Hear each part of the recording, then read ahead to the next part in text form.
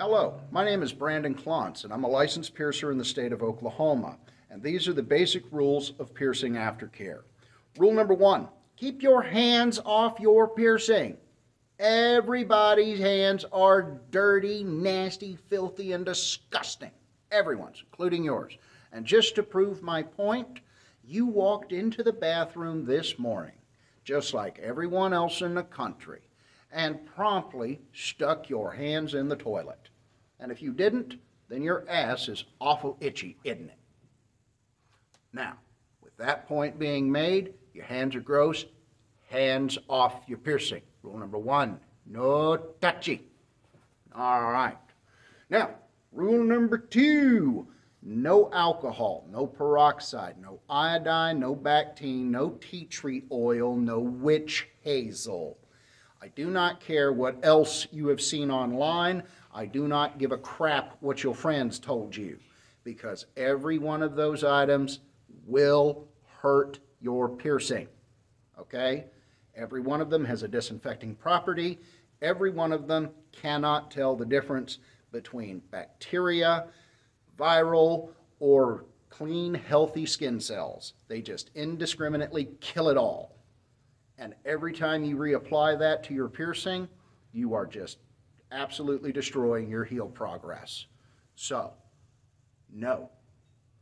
Rule number 3, sterile saline only, okay?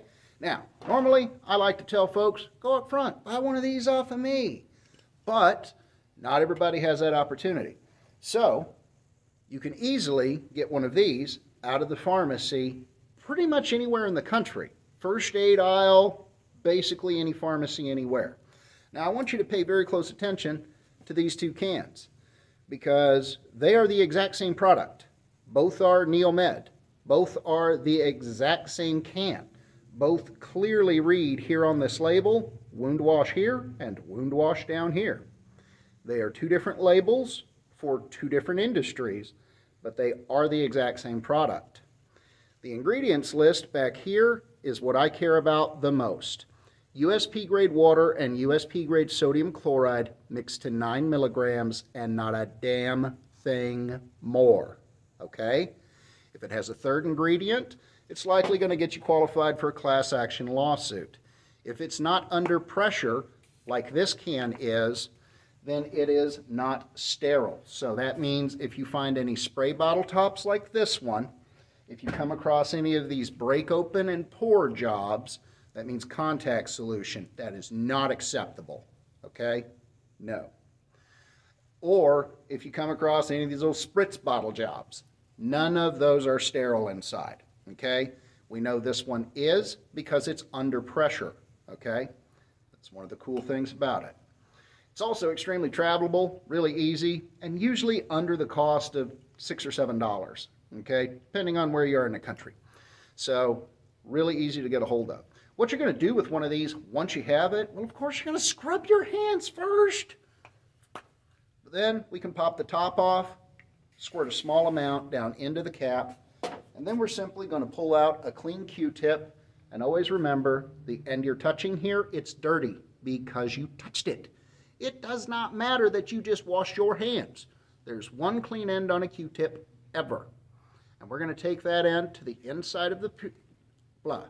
And take that in here and get a little bit of saline on it, and usually give a little rotation on the Q-tip. Now, in the case of mouth piercings, we'll only do this to the outside of the piercing. There won't be any need to go to the inside because crusties will never form in there. But on the outside, they certainly will. So you want to knock all those crusties and scabies off of there and get behind your jewelry as well and get in there, okay? The same goes for ear piercings. We'll get behind it and get underneath the flats, knocking all those crusties and scabies out of there. And then, on those cases, we'll toss that first Q-tip, pull out number 2, soak it up again, and then go to the front of the piercing, okay? So we will do front and back on everything except for mouth piercings. And I do want you to use 2 Q-tips per piercing.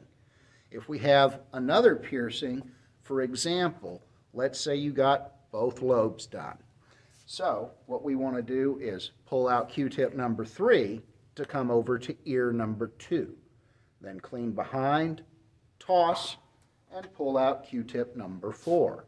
Soak that one up, and then do the front side. And that would be how you're going to do that.